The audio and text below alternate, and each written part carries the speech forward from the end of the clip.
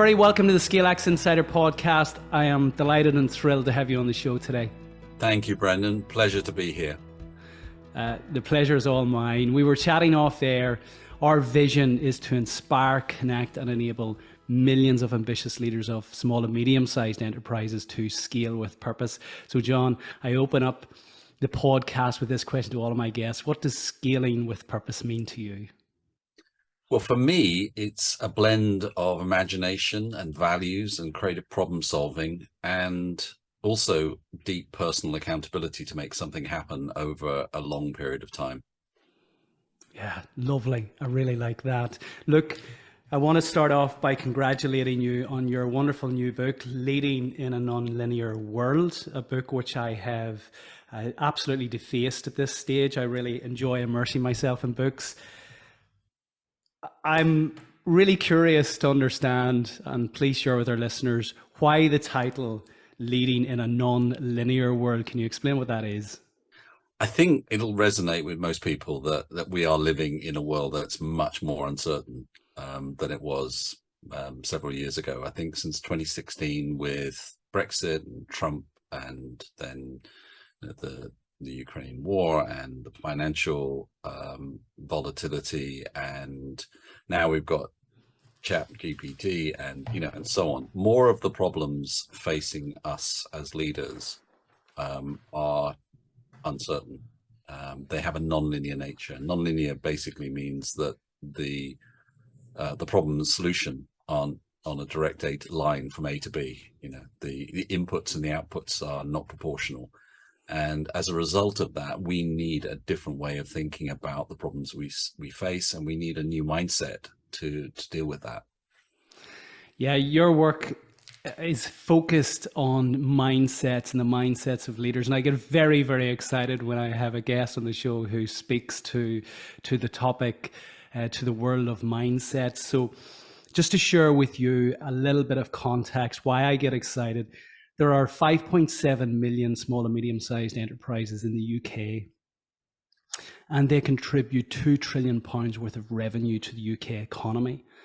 Half of that revenue, £1 trillion, comes from less than 1% of those small and medium-sized enterprises, 34,000 companies. So what's interesting in the research, it cites lack of ambition of the leader as the single greatest impediment as to why companies don't embark on scaling in the first instance.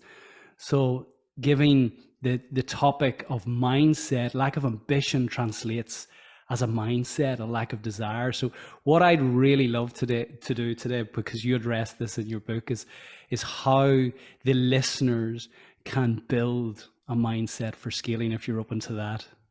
Yeah, absolutely. Great. I'd love to.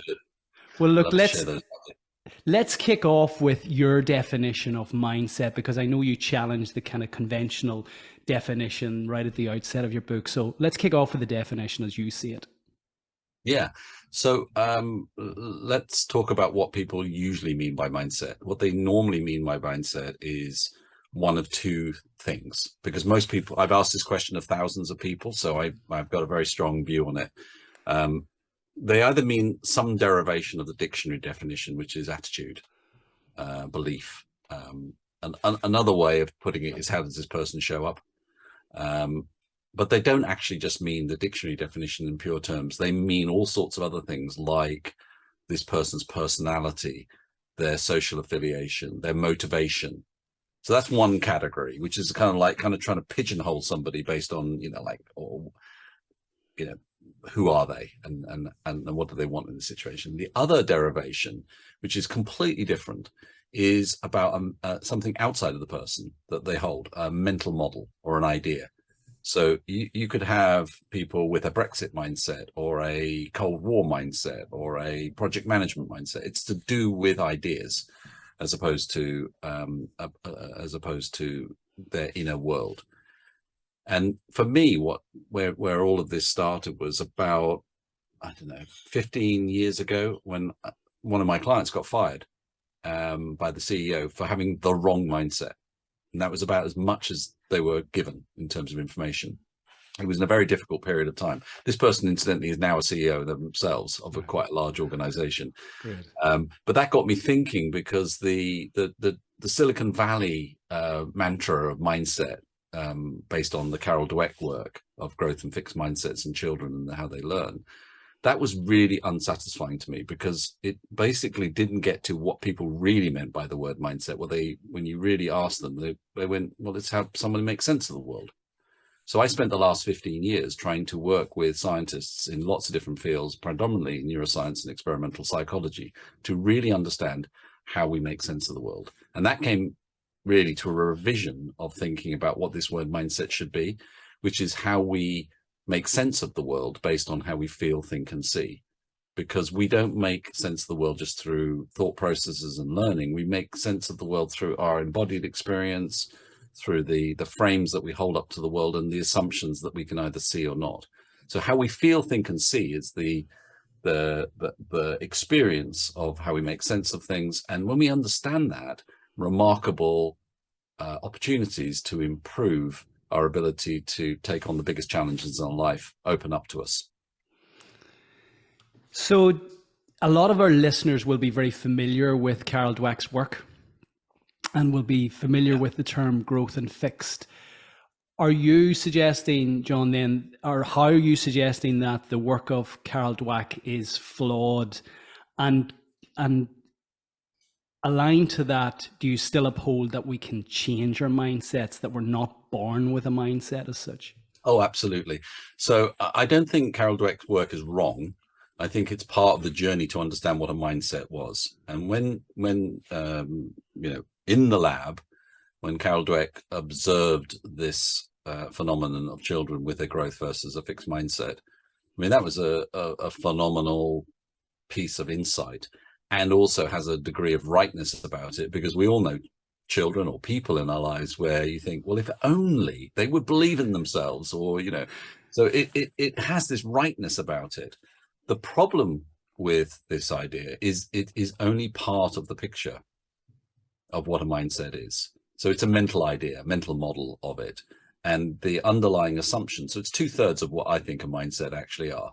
So the assumption is I can grow or I can't grow. And the mental model that's associated with that is the process by which I can take on difficult challenges, bring it on, I can do it. But that's only part of it, because what actually sits at the root of a mindset is also how we feel about things emotionally and physically. So I'll give you an example. Imagine, you wake up as the leader of a small startup, and you have got a finite amount of resources left. You've got some good people. You've got a great idea, marketing opportunities, and so on and so forth. And you wake up and you feel dreadful. Okay. So you're exhausted. You maybe drank too much the night before, and so on.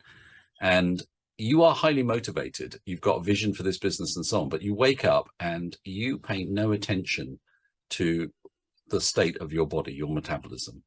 And you get in the shower and you get that adrenaline surge of thinking about the day ahead, and you wake up, basically.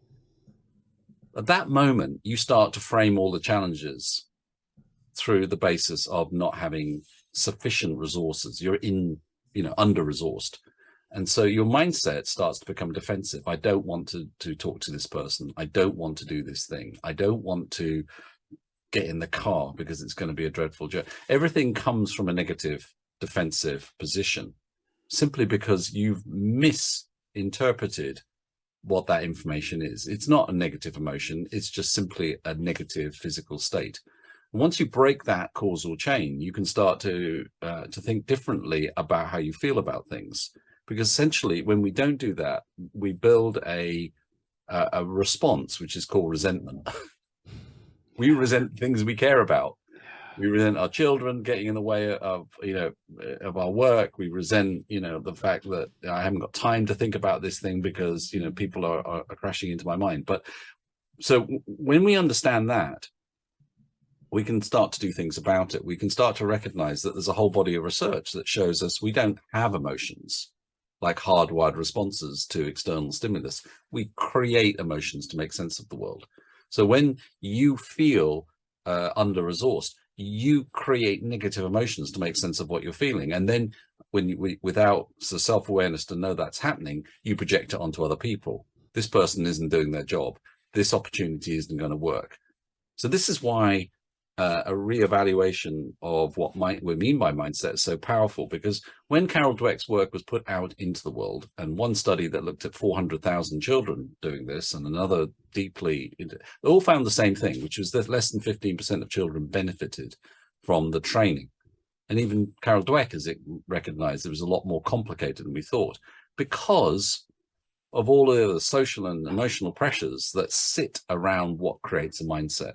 So my research is basically looking at how we create a more holistic and actionable model of mindset so that people in the real world can apply it. Brilliant. I love sharing with listeners on this show and having our guests share with our listeners practical takeaways, things that they can action straight away. What I'm curious to know before we get into how to build a scaling mindset, you mentioned the 15 years of research. You know, you've written a book that's so well researched. It's clear coming through the time and effort and diligence that you have expended to actually create this piece of work. It's wonderfully well written. It's very, very practical as well as instructive. Did you discover any insights? What surprised you over the last, number of years in really digging deep into writing the book? Was there any insights in relation to how we improve our mindsets that surprised you, given that you've been in this field for 15, 20 years? Yeah. Well, I mean, I've been, my career as a neuroscientist started when at university. So I kind of went off the path for a while into consulting and into scaling organizations and so on. And I came back to this because it was basically what was missing in why change happened. And, even McKinsey acknowledged in their research that when you look at mindset, you're 4 times more likely to succeed in any transformational effort than when you don't. But nobody described what a mindset was. And that was, we talk about mindset as something, mostly from a behavioral point of view, but, what we can observe in people. But that's like saying, virtually everything that's been written about mindset has been about behaviors and ideas, not what's actually happening inside people. So what that means is it's not actionable. You can't tell people how to build a mindset. And even Carol Dweck's work was, the training around it was show people the model, fix versus growth, which is an idea, and then encourage them when they're doing the things that, are observable, that to do more of it. That's it. It didn't tell you anything about what's going on inside you in order to achieve that. So that was the big kind of journey. And so what surprised me? Well, I had to go into areas that I'd never really ventured into fully. One was around the origin of consciousness, like the sense of being you. Now, why do you ask, well, you need to do that? Well, that's like the foundation of mindset, this sense of self. And in the past, maybe for 400 years, we've kind of regarded as consciousness as something that we cannot actually interrogate. And even psychology and neuroscience was avoiding it. But then it's gradually in the last 20 years been broken down. And what we're understanding is it's the most fundamental way in which it makes sense of the world, because it's, from an evolutionary point of view, it's the first thing that emerged that allowed a creature to move. When you have conscious feelings, thirst, hunger, pain, light, and so on, then you can move away from danger and move towards food and safety. So when you understand that, you understand how the brain forms consciousness and which parts of the brain do that, then you can see, there are things that I can do to improve my ability to connect with the world. So, for example, the research that showed that's exploding in this area, it's called interoception, which is the sense of what's going on inside your body. When you tap into that sense, you improve the connection between the body and the brain. And the insular cortex in the mind, in the brain, starts to strengthen, and that allows you to improve your judgment under stress. And you make better decisions when there's risk at stake, and you can think more clearly when you're under pressure. Now, knowing that and knowing how it forms is in part what helps you to build it, because awareness of that is what creates the feedback loop. When I'm aware of what I'm doing, that actually strengthens the neural pathways and architecture in my brain to create it. I can think my way into building a mindset as a result of that. Brilliant. And interoception is something I became familiar with the last 3 or 4 years. I studied to become a Wim Hof method instructor. I just found the breathing and the cold exposure phenomenal in terms of actually changing my mindset and influencing how I thought and how I think and how I feel, and ultimately how I act and show up in the world. The ability just to sit quietly and focus on your pulse in one of your fingers or one of your toes, just simple practical things like that, in terms of my understanding of what interoception is at a practical level, to lie quietly, to listen to to tune into your heartbeat, again, quietens that mind. And what we're saying is, by doing so as a leader, we're going to build a muscle which gives us greater capacity to think more, let's say, intuitively, think more cognitively, use more of our intellectual functioning to actually make better decisions. So we've been teasing the listeners. We need to get into this in terms of building our scaling mindset. You have a lovely quote at the start of chapter 8, which I encourage everyone to go out and get the book, but you go into this in a much deeper way. You start off, and why this really resonates is psyche is the first principle of our 10 principle Scale X framework. And I assert that it either empowers or impedes the efficacy or the impact of all of the other 9 principles, the second principle being purpose and vision. For example, if you have a mindset which lacks ambition, as we cited at the outset, well, then you're not going to create, or very unlikely to create, a big, bold, ambitious vision which seeks to bring your wonderful product or service to the wider world. You're simply not. So we can get into the tactical aspects of how you craft a vision, but ultimately, if your mindset doesn't undergird that, then it's going to be limited. You open up chapter 8 with, your mindset is perhaps your most precious mental asset, potentially even more valuable than the knowledge, experience, and wisdom you've acquired over the course of your life. Because regardless of how smart and experienced you are, if your mindset is unsuited for the goals you're pursuing, you risk being blindsided by new realities. And your mindsets aren't fixed. They can be built and evolved at every stage of your life. I love that. So let's get into the little framework you have laid out to actually help us begin building a mindset for scaling. So let me start with just this idea that what a true entrepreneur does, and somebody who's capable of scaling an organization, is they're constantly asking themselves questions around their own accountability to what they're setting out to do. And I think that's really, really important, having a mindset of deep accountability, because you are going to be faced with all sorts of pain and challenges and uncertainty and so on. And unless you keep on tapping back down into, what is it that I really want, the why that's driving this, you basically break the first causal chain in being able to become somebody capable of leading and scaling an organization. Because the complexity of all of the challenges facing you are all the reasons why you can give up, or you can stay in a comfort zone. This is good enough. So building any mindset starts with why. What do you really want? When we ask people what they really want, as opposed to what they think they should say, they don't know.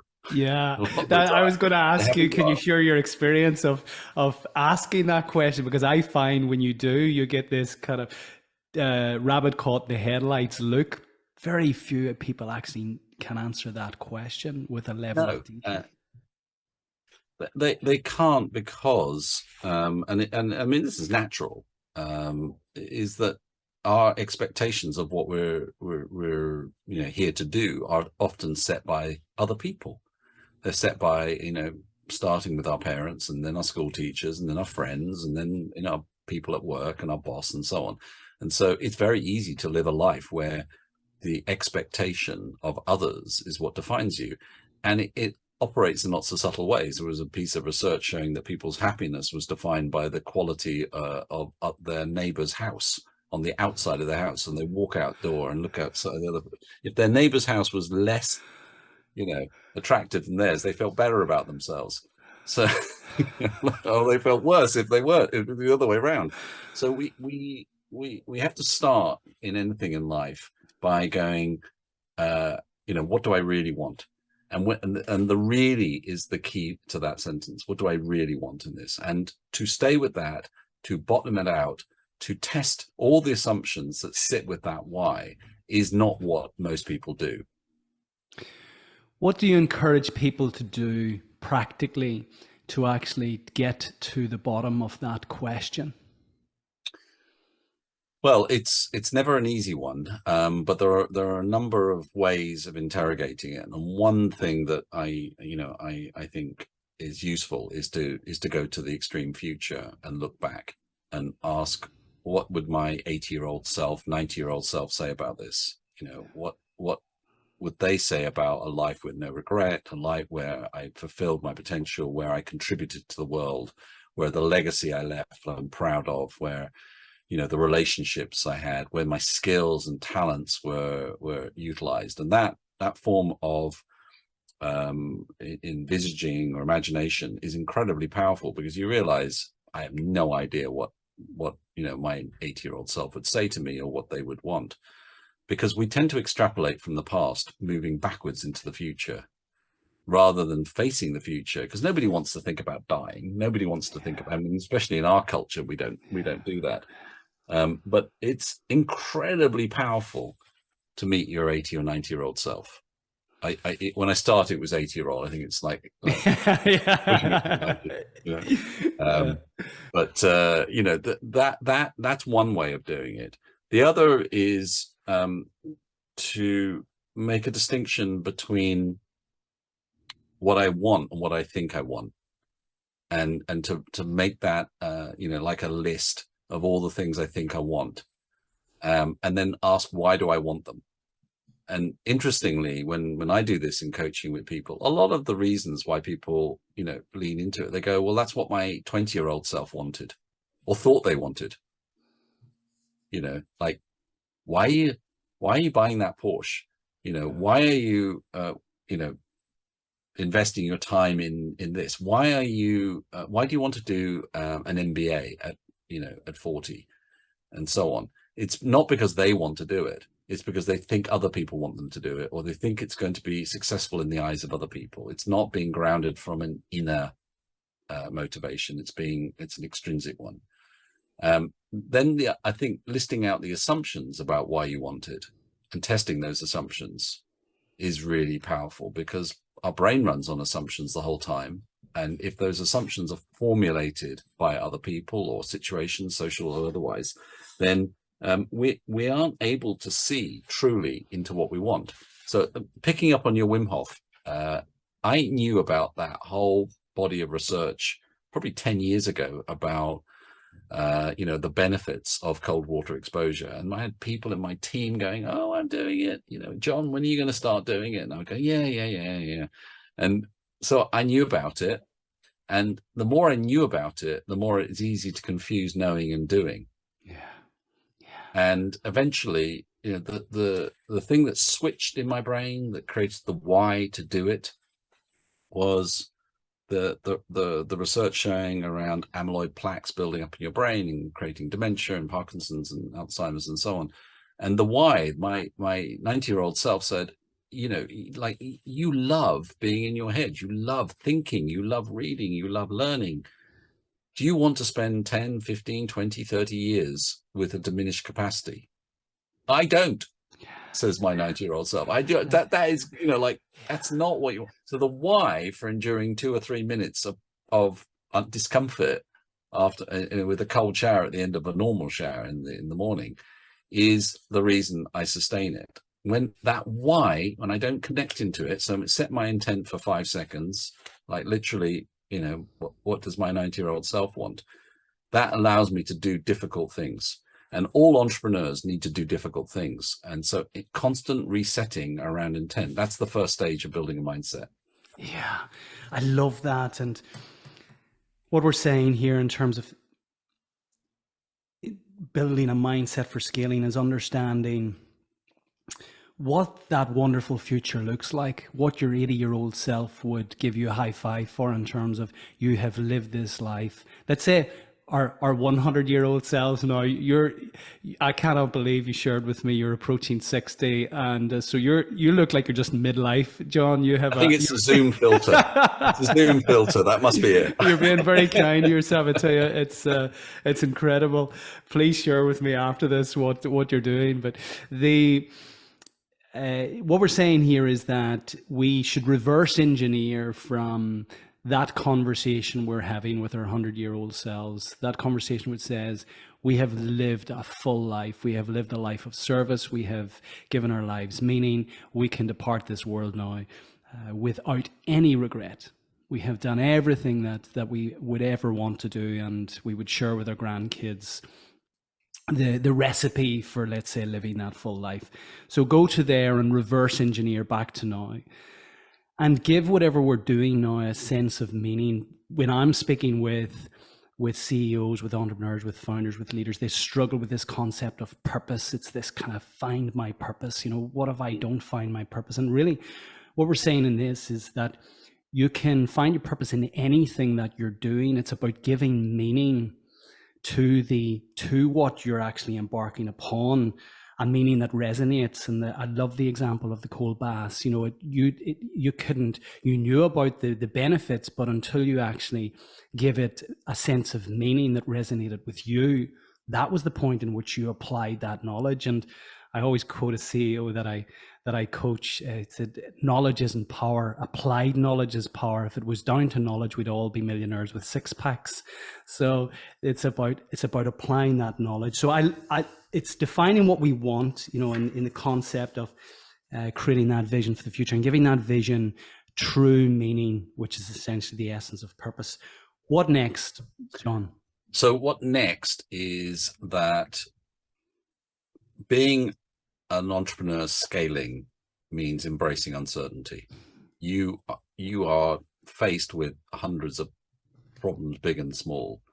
And what ends up happening when you're faced with that is that you can easily stay in comfort zones or areas of certainty, which means that you don't actually solve what you need to solve in order to achieve your goals. So I think the second aspect of scaling is something called a future back exercise, where you look at where you want to be in 5 years' time, and you ask yourself, what is happening then? What revenue have I generated? How many customers have I got? How many products have I developed? What capabilities have I had? How have I learned and grown? So everything that needs to be true for your short or medium term goals to have been achieved. And then you work back in increments of 3 or 6 months, and you go, what needed to be true in order for this to have happened? And throughout this process, what you're doing is you're defining in fine granularity all the problems I needed to solve in order to get there. So it's not about an outcome and goal setting type of exercise, which frankly doesn't get you anywhere in terms of closing the gap between what you know and don't know. It's understanding what are the problems I need to solve. Social, technical, resourcing, financial, intellectual, whatever problems I need to solve, making a list of those things and working your way back. And when you get to today, you basically realize the problems I need to solve, there are many more of them than I recognized. I'm seeing more of what I need to do, but also it's creating in me a huge amount of clarity and motivation and excitement about, I know what to do now. And I didn't know what to do at the beginning of this exercise, because if I look from here, from where I stand today, and look at this goal I want to achieve, I have no idea really if I've never scaled anything before, if I'm scaling something new into a new environment, how do I do that? there's a whole bunch of uncertainty. This idea of fail fast, learn fast is not good enough. It actually just can reinforce helplessness in people. Now, it does have a place. I'm not saying it's wrong, but it's not the whole answer. You also need to know what you're solving for, and you have to have a hypothesis, and often people don't. And so they're flailing around, experimenting to try and figure out what to solve when they don't really know. So that's the second stage.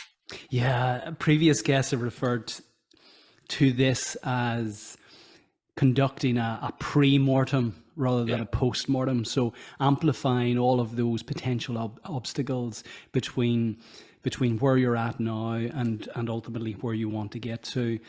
And once we understand what those problems are, we can identify then and bring our mindset to the solutions, or to actually, I often say, these are often who problems, not how problems.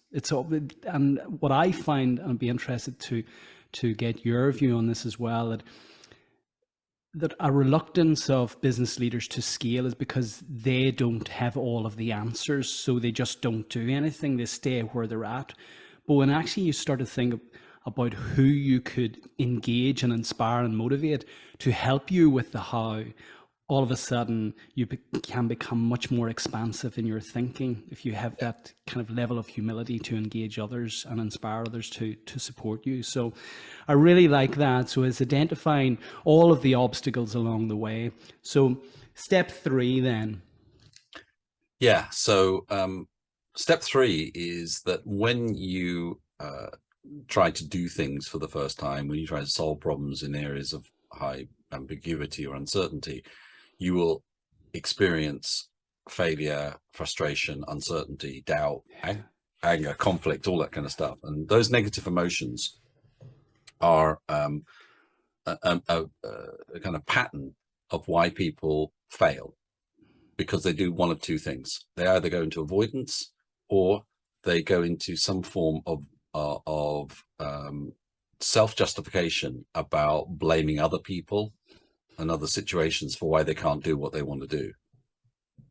Because when we're triggered, our immediate response, a fight or flight response, is to build a story that blames the world or other people for why we can't do what we want to do. It's self-justification. But that self-justification is basically a self-defeating narrative about why we can't do it. So when we think about, and that fits into the old view of how emotions work, which is the hardwired responses to external stimuli, and we don't have any control over that. Like, I'm triggered, you made me angry, I'm angry, that's it. So my only response to that is I either vent my anger and let you know, or I suppress my anger. I don't bother to actually figure out what my anger tells me. The new theory of emotions is that we construct emotions to make sense of the situations that we face based on our metabolism. And what that does is it allows us to recognize that negative emotions are not what we think they are. Negative emotions are signals that core human needs are not being met. And that's incredibly useful, because at the basic level, it can just say you're under-resourced. You haven't been sleeping, eating, and exercising properly. And you are feeling resentment when anybody asks you a difficult question. It's nothing to do with the question. It's nothing to do with anything else. It's just to do with the fact that you're tired. Yeah. When you accept that in yourself, you get a different readout in terms of the action. If you are emotionally triggered and it's about social conflict, the core thing that's telling you is you don't feel valued in this situation by the other person. And again, when you read it like that, it takes you down a different action. Or it might tell you that you are experiencing panic, and the core need there is for certainty and continuity because your funding is being taken away, and and so on. Or you feel disconnected from people, or you feel a lack of clarity, or you feel a lack of purpose. Those emotions, when you read them correctly rather than going to self-justification, tell you what to do next, constructively, not reactively or defensively. And that's why they're so incredibly, so once we've defined the problems that we want to solve in fine granularity and we start solving them, we will experience negative emotions. Read them differently. That allows a different course of action. That's really, really powerful. What about fear? So if we say, if we discern that anxiety or a fear to do something is an inbuilt mechanism to keep us safe, how do we discern from that safety mechanism and what is actually something that has been programmed from our upbringing, from society? And I'm thinking here especially of fear of failure, fear of judgment, which show up a lot, imposter syndrome, in relation to holding leaders back from embarking on scaling. How can our leaders discern those from actually something that is meant to keep us safe, and then embrace those and overcome those? Yeah. Well, I think it starts with, if you think about any form of kind of training, if you try and run the 100-meter race at the Olympics without any training, you're not going to do very well. And so if you are in denial about how your emotional responses affect your judgment, and you don't build up small kind of like paths to becoming more emotionally resilient, what ends up happening is that you get derailed at the time when you most need to be able to work your way through it. So let me give you a few thoughts about how you can deal with this. The first is that fear is like a very big word to describe hundreds and hundreds of variants of fear on different emotions. So you might not be actually feeling fear at all. You just use the word to describe how you're feeling. And if you don't have more nuance around it, that's what you're feeling. But you might actually be feeling lots of other things. You might be feeling, for example, embarrassment or shame or guilt or anger. And they are different things. They tell you different things. They tell you, I mean, shame tells you that you've transgressed some sort of commitment that you've made to people. Guilt means that you didn't do what you said you were going to do, and so on. And that then makes it much more actionable. What a scale leader needs to do, a scaling leader needs to do, is to interpret their emotions, to tell them precisely what they're doing, and to be able to have that reflective capacity. And journaling every night as an entrepreneur is incredibly powerful, just to say, what was the predominant emotion of today? What can that tell me about what I need to do tomorrow? Become much more curious about what your emotions are telling you, because they're not a reaction to the world in the way that we think. They are a way of which we're trying to make sense of what's happening to us. And when we interpret them differently, we will get to the truth, because they're unfiltered with all of the higher reasoning in our prefrontal cortex. They're not filtered with biases and not filtered with these kind of mental heuristics of getting to short answers. They're actually telling us something really raw, but we're not very good at reading them because we've been told not to. We've been told to suppress them. We'll come to that once we complete the circle here with step 4. I want to leave the listeners with practical ways of overcoming those negative emotions, so that actually they will take a step forward, as opposed to being blocked from taking the steps to scale their business. So if you share with us, John, step 4 to complete the circle of building a new mindset. Sure. So step 1, define the why we really want to do stuff. Step 2, in define granularity, define the problems that we need to solve to achieve the goals that will fulfill our why. Step 3 is recognize that when we do difficult things, we'll experience negative emotions. They are really powerful sources of information about what we should be doing. And step 4 is around recognizing that a big part of mindset are the frames that we hold up to the world. And what we need to do is to avoid frame fixedness, where we're holding up the same frame to a situation. And the frame could be, one of money, or the frame could be one of project management, and so on. So, when you see somebody who's got quite rigid thinking, often what's going on is that they are just holding up one frame to that situation. So what frame swapping does is take out a frame and replace it with another one. Because what that does, it allows you to see new information. It allows you to challenge the assumptions that you're making about the situation at the moment, and to see more that's possible. So you might intentionally go, okay, right, I'm feeling panicked in this situation. And panic means that, I'm not thinking clearly. Swap the frame out and go, what does this look like from the future? What does it look like from the customer? What does it look like from the shareholders? What does it look like from a technological perspective? Swapping the frames allows you to think differently. And then you'll find over a period of time the ability to swap these frames in and out, and maybe hold multiple frames at the same time allows you to see differently.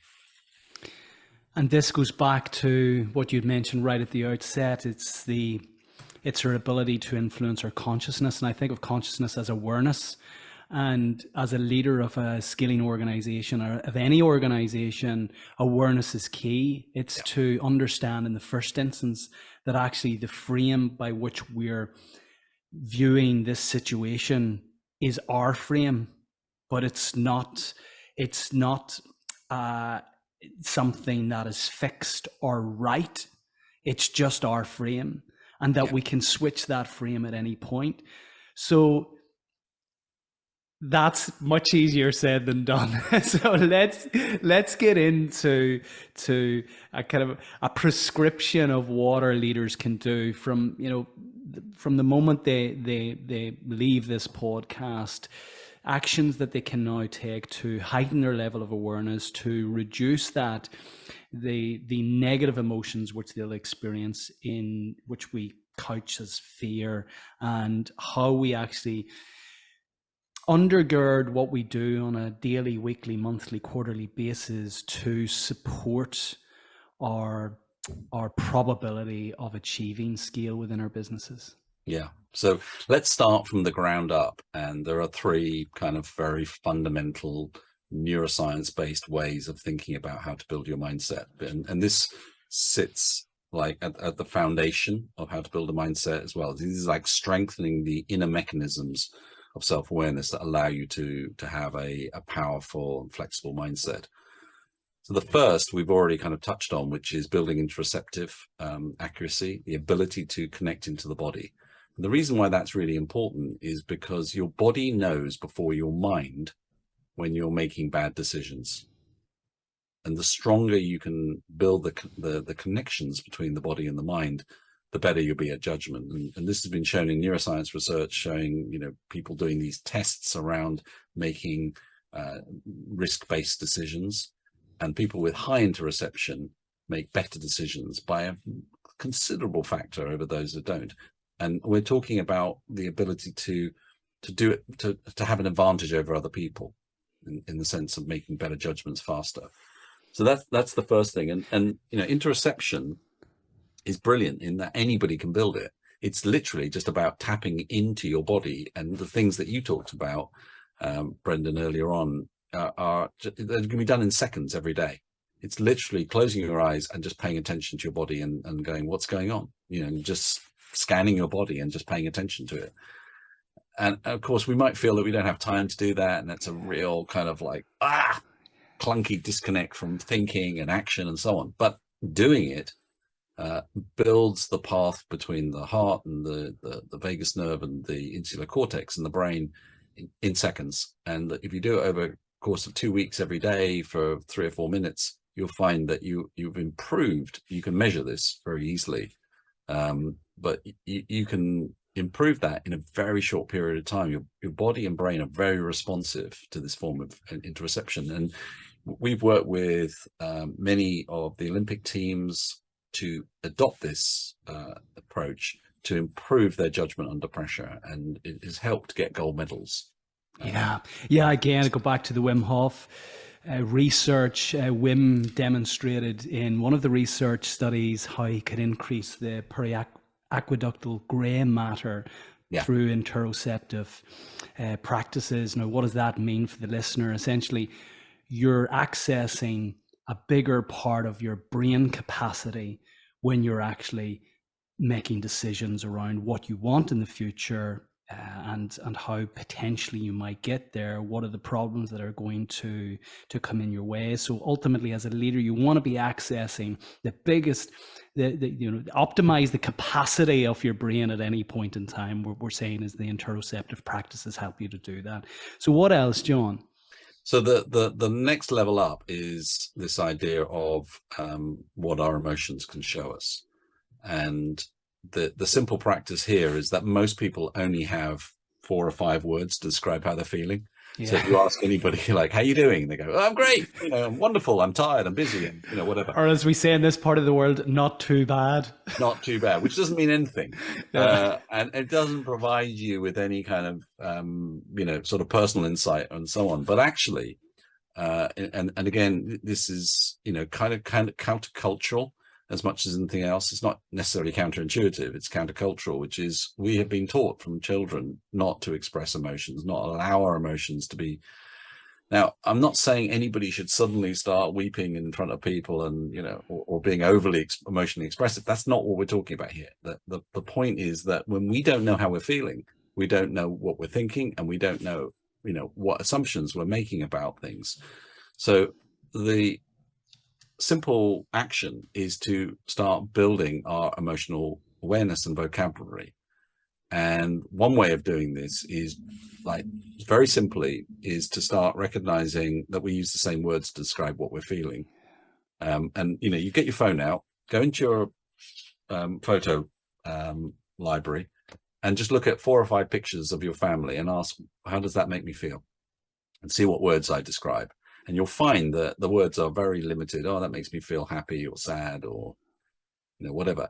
But over a period of time, the more you look at it, you realize you're not feeling one thing, you're feeling several at the same time. And the more specific you get in the language you use, the better you will be able to interpret what you really are feeling. So in most situations, you're feeling a cluster, a mixture, and sometimes opposing emotions. We don't always feel happy. Like, you go to your daughter's 5th birthday party. Are you just feeling joy? No, you're also feeling frustration at the parents who are just being judgmental on the food you supplied.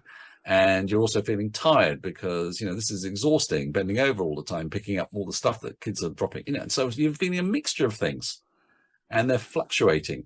But when you net it out and you go, well, what am I really feeling here? You realize you don't have the language to describe it. So I've always encouraged people to buy an emotional thesaurus, which sounds very weird, but journalists, I haven't got one here. Is there such a thing? Yeah. They're used by writers who get stuck in using the same words to describe what their characters are feeling. But I can send you a link if you want to put it on. Brilliant. I'd love to do that. This aligns with the research of Dr. Alan Watkins, who we had on the show back in season 3, and he asserts that there's something like more than 35,000 words to describe our emotions and feelings, and I think I had about 5. So what we're saying is, look, folks, we've got to increase our emotional. We've got to grab an emotional dictionary, an emotional thesaurus, and take the time to sit and tune in and give language to what it is that we're truly feeling. And what I would suggest, even in terms of helping with this process, is engage with a coach, engage with a therapist who will ask those questions. A lot of times people are suppressing emotions, which ultimately then manifests either in sickness or in their actions, or both, and manifest negatively, adversely to their scaling ambitions. So I certainly would recommend going and speaking with a coach or a therapist, or both, in relation to actually starting to understand and doing the work to describe what's happening at an emotional level. So brilliant. Interoceptive accuracy, increasing our emotional dictionary or thesaurus. What else can we do, John? And the third kind of like big kind of cluster is the ability to think about thinking, which is metacognition. Now, why this is really important, this is the strategic form of self-awareness that allows us to think about our thoughts and observe ourselves. And it works in 2 ways. It allows us to become better at understanding what we're thinking, but it also allows us to see what other people are thinking as well. And that introduces something that's incredibly valuable called constructive doubt. Like, I don't believe everything I think. I don't believe every conclusion I've come to. Now, this is super important because people who have high intelligence and low metacognition hold irrational beliefs. And when it comes to irrational beliefs about a scaling venture, that's really dangerous, because you're then confusing, I'm passionate, I'm purposeful, I've got real clarity and certainty and a vision, and everybody around you goes, that's not going to work. But, you know, like, you're going to stick with it regardless until you fail, until you burn all your cash. And so the capacity to generate an inner coach, people with high metacognition are the most successful when it comes to making decisions in high uncertainty, because they can know when they're right and they're wrong. Conversely, people who have low metacognition sit at the poles of people who hold the most irrational beliefs or most radical views in politics, religion, and, you know, things like, you know, flat belief in flat earth and things like that. And it's nothing, it's independent of intelligence. So you can have a very high IQ that justifies why you believe these things that aren't actually true or have no evidence. So metacognition is strengthened very, and I think you mentioned some of this before, but it's like it sits in the prefrontal cortex as being the capacity to surveil all of this stuff. And you build it through very simple practices, including meditation and mindfulness and journaling and so on. But you have to have time in the day to reflect, and often, you know, doing it first thing in the morning and last thing at night is really useful. But the other thing that we've introduced as a practice for executives is just have an hour of constructive doubt once a week, and maybe on a Friday, and where you look back, you just quickly tour over the week's meetings and decisions, and you go, where might I have made a mistake? Where may I have, you know, needed to say sorry to somebody for, you know, roughshoding over them in a decision? Where might I have been missing something? Where might I have been so certain in this that I didn't listen to what the other person was saying? And to reevaluate. Now, that moment isn't present for most people. We're so busy trying to get things done that we don't look back, and we don't give ourselves pause to go, what am I missing? How might I be wrong? Is there another way?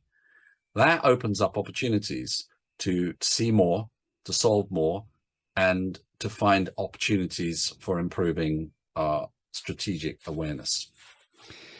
Yeah, it brings me back to the biography of Leonardo da Vinci, who's hailed as one of the greatest geniuses of all time, and he exemplifies this Italian principle of sfumato, to hold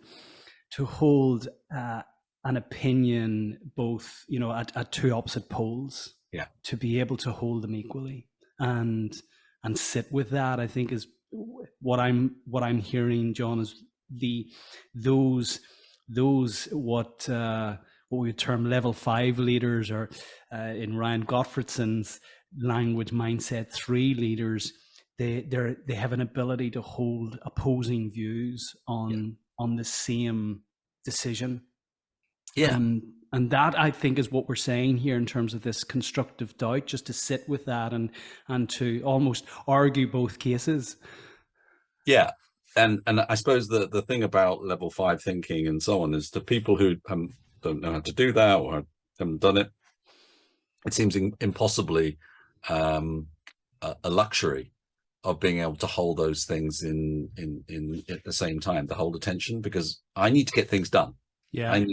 I need to be decisive. I need to be definitive. And so binary thinking then starts to be justified.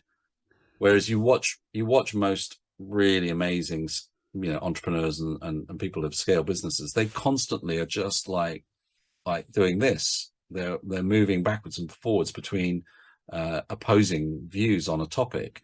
And sometimes that can seem contradictory. It can seem that they haven't actually met, but they're not. They're seeing both at the same time. And the neuroscience studies that looked at how entrepreneurs' vision operates, their perception, is that they can actually see two things at the same time that most of us can't. They literally can hold opposing images and combine them. That's why they generate novel options. And again, we can build the capacity to do that. It's not that they're somehow unique and that their genetics. They've developed that skill through various experiences in their lives, and we can do too. And that requires us certainly as I reflect on what you're saying, that requires us to overcome one of the greatest frames in society, is that we get validated when we're perceived to be busy. And busy people are actively doing stuff. They're not Yeah. sitting in a chair, in a lovely yogic pose thinking, and this is my hour now of constructive doubt, so just switch off the phone and close the door. I'll see you in an hour. They won't. Certainly society doesn't give people validation for that. Now if they're out on the factory floor with a wrench in hand, all of a sudden they're great leaders. Wow, they get down onto the factory floor. They support their team.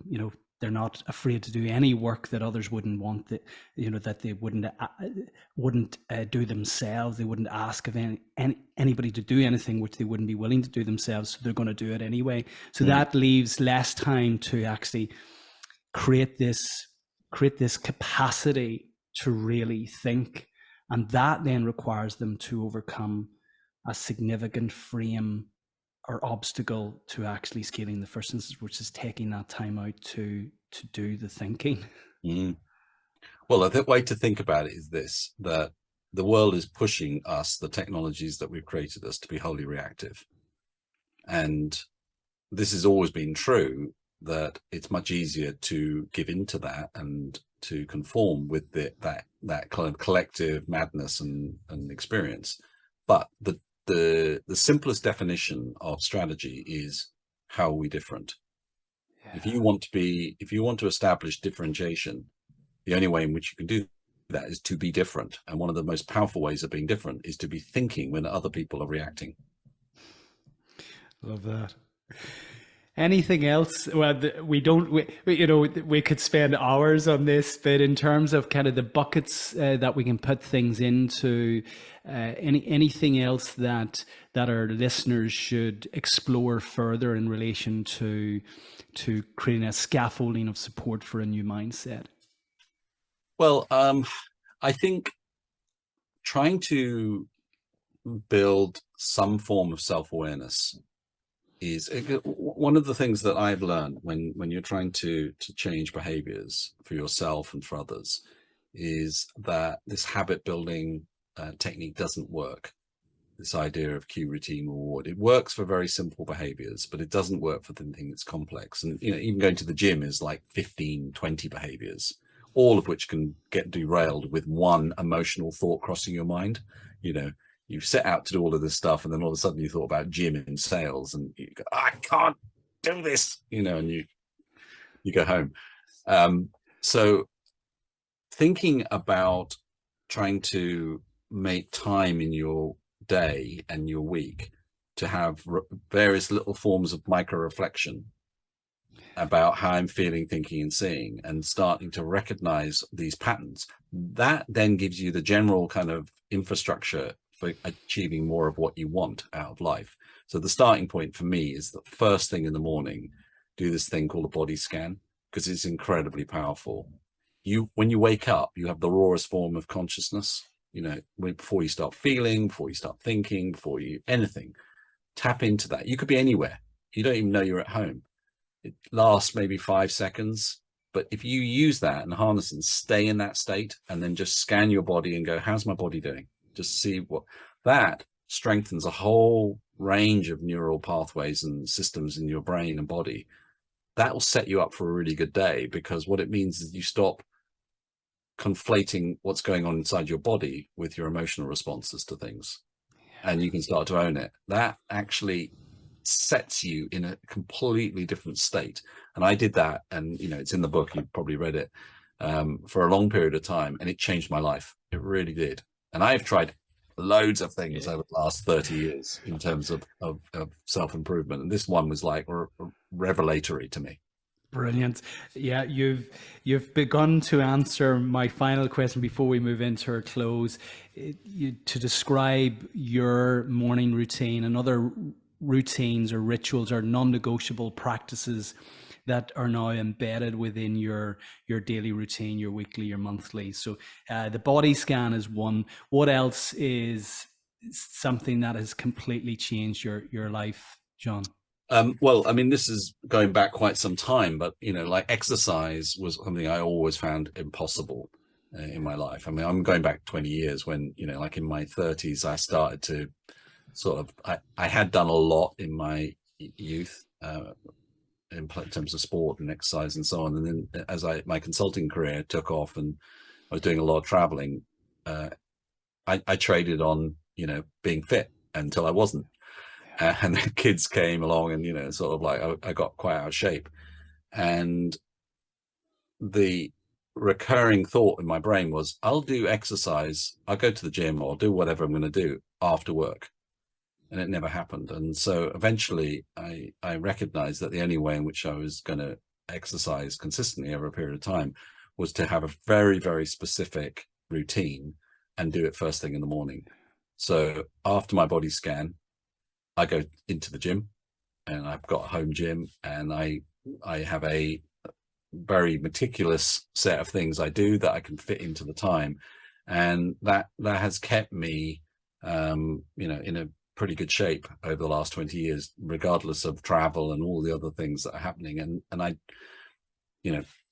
fortunately, I've been very in good health. I don't, feel that, I've been suffering from any, major problems or anything like that. And my energy levels are very high as a result of it. So that's really important to me. And then the other thing is that rather than letting email be the first thing I do in the day, I avoid that at all costs, because that is disaster, because that puts me into a reactive, emotionally negative state of low control. So the first thing I do in the morning, alongside exercise and that body scan, is some form of high value work. So that could be reading, it could be sitting with a difficult problem and thinking about it, or it could be about generating some new ideas. But what that does is it gives me a strong sense of accomplishment. I have done something that's really valuable, that's really interesting, exciting, purpose-driven first thing in the morning. And that is like the exercise. It's under my belt now. For the rest of the day, it's fueling me. I've got opinions, ideas, thoughts, and I have energy as a result of that. And if I ever don't do those things, I have a pretty poor day as a result. Yeah, we're absolutely aligned on that. My mantra is win the morning, win the day. It's just that golden hour, golden couple of hours now. I've traded the junk hours after 10 o'clock in the evening for the golden hours in the morning, where I feel so much more productive. And as the world is waking up, you've taken control of what you've been very deliberate and very intentional of what you're going to do, as opposed to reacting to the rest of the world. And you do feel very accomplished, and then you kind of let the world in on you. But already, as I say, you're 1-0 up. So we're very aligned on that. Anything else you want to leave with our listeners before we move into our close in the context of your new book, John, or anything else in relation to your research? I know this is like a catch-all of the last kind of 40 years of your work, but given our listenership, is there anything we haven't covered off today that you feel? I think there's one final idea that I would like to put into the conversation, which can be shaped in lots of different directions. But that is that one of the things that we but culturally and intellectually find difficult is to accept vulnerability in ourselves.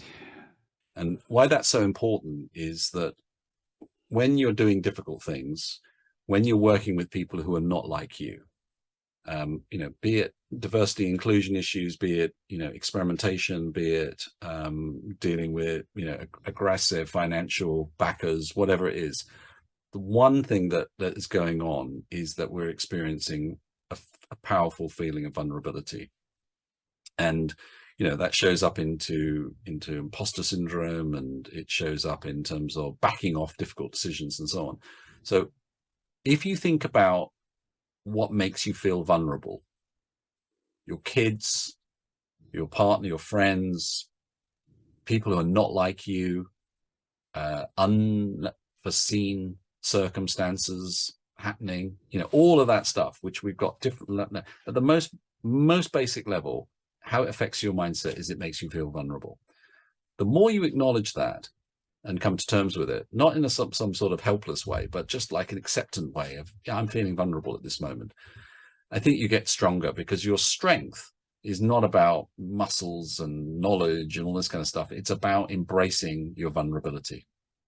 The better we get at that, the less it's going to influence the outcomes in our lives, and the stronger we'll be. So that's my final thought, and that applies to being a parent as it is to, because we know, like, your kids make you feel vulnerable when they say something to you or ask you a question you don't have an answer for.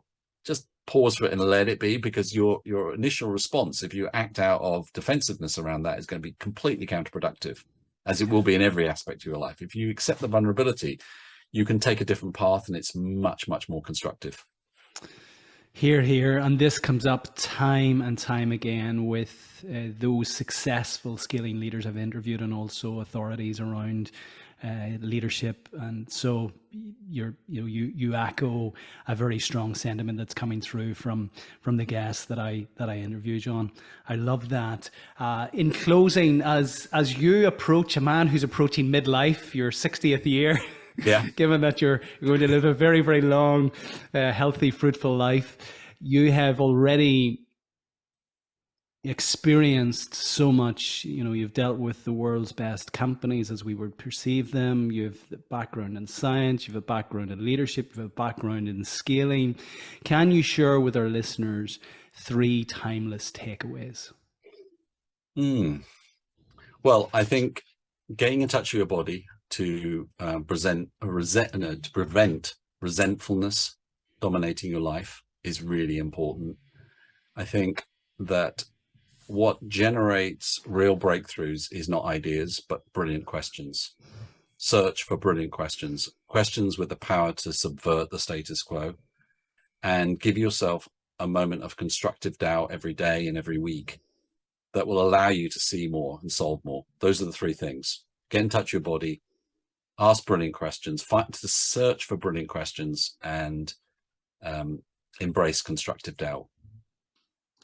Sage advice, John.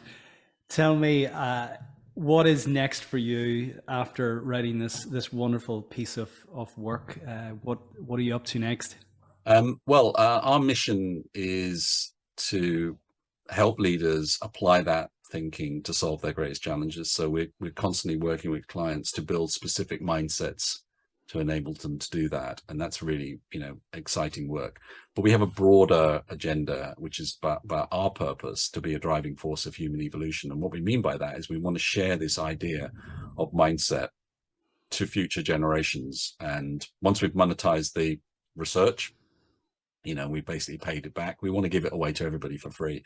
So we're looking for ways to scale these ideas way outside of our commercial needs to future generations. So that's what's next. That's the kind of like the next chapter of my life.